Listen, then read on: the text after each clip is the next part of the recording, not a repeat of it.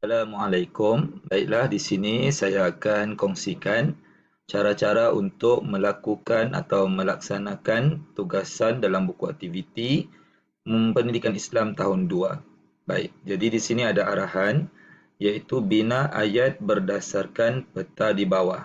Baik, bagaimana cara dia? Baik, murid hanya perlu melihat bahagian bawah yang ada dituliskan nombor beserta huruf. Jadi setiap nombor ni bersama dengan huruf atau abjad ni perlu dirujuk kepada peta di sini. Sebagai contoh, cuba cari gambar yang bernombor 1 dan abjad A. Nombor 1, abjad A. Jadi tengok di atas untuk nombor, tengok sebelah kiri untuk abjad. Jadi jawapannya ialah gambar hoki, kayu hoki. Sekarang bina ayat berdasarkan kayu hoki. Dia kasih contoh sudah. Kayu hoki saya baharu. Ini contoh ayat yang dibina berdasarkan gambar kayu hoki. Baik, sekarang kita cuba selesaikan baki gambar-gambar yang lain. Cuba lihat 2D. Cari nombor 2. Ini nombor 2. Tengok D, mana D? Ini D. Jadi ini D. Maka jawapannya ialah sarung tangan. Jadi apa perlu kamu buat? Bina ayat berdasarkan gambar sarung tangan ini. Contoh, saya ada sarung tangan baharu. Saya ada sarung tangan baharu. Itu contoh.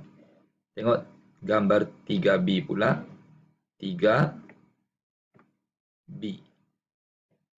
Jadi gambar apa? Bola. Jadi kita boleh buat ayat atau bina ayat seperti saya suka bermain bola.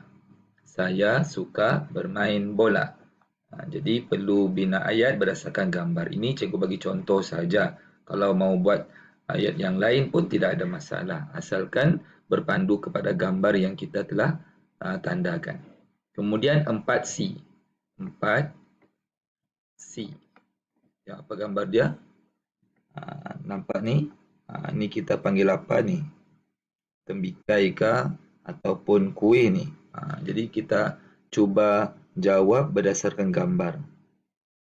Ataupun ini jam loceng. Ya, jam loceng kali ni. Ya. Seterusnya 5A. Jawapannya di sini kita tulis ataupun kita bina ayat berdasarkan gambar. Dan seterusnya 5E. Kasut. Okey. Jadi cuba bina ayat berdasarkan gambar-gambar yang telah ditandakan.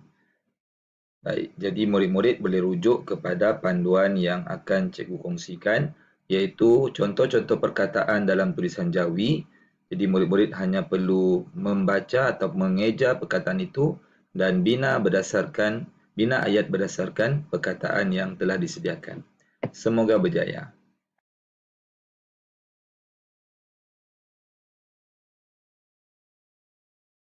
Assalamualaikum. Baiklah, di sini saya akan kongsikan cara-cara yang boleh digunakan untuk membantu murid-murid mendapatkan ejaan Jawi yang tepat. Baik, jadi sekiranya murid-murid ingin membina ayat dan memerlukan perkataan-perkataan yang tertentu, maka murid-murid boleh menggunakan kaedah membuka link ataupun laman web yang akan diberikan kepada murid-murid seperti yang ternyata di atas ini. Dan bila kita sampai di laman web, kita akan dapat gambaran begini. Jadi caranya bagaimana? Dalam kotak pertama ni, murid-murid hanya perlu tulis teks tulisan Rumi di sini. Sebagai contoh, kita nak tahu perkataan baharu. Sebab kita ada ayat sebelum ni, ini kayu hoki baharu saya. Jadi kita nak tahu baharu macam mana? Tulis sahaja atau type sahaja tulisan Rumi BAHARU dan kita tekan butang tukar dan dia akan keluarkan perkataan Jawi di bawah ini, dalam kotak di bawah ini. Itu sahaja cara dia. Sebagai contoh, kita bagi contoh macam mana nak tulis perkataan saya dalam tulisan Jawi. Okey, kita tulis dalam tulisan Rumi, kemudian tukar dan akan terhasillah perkataan Jawi bagi saya. Baik, jadi diharapkan dengan panduan ini akan membantu murid-murid untuk belajar membina ayat teks yang pendek dalam tulisan Jawi. Semoga berjaya.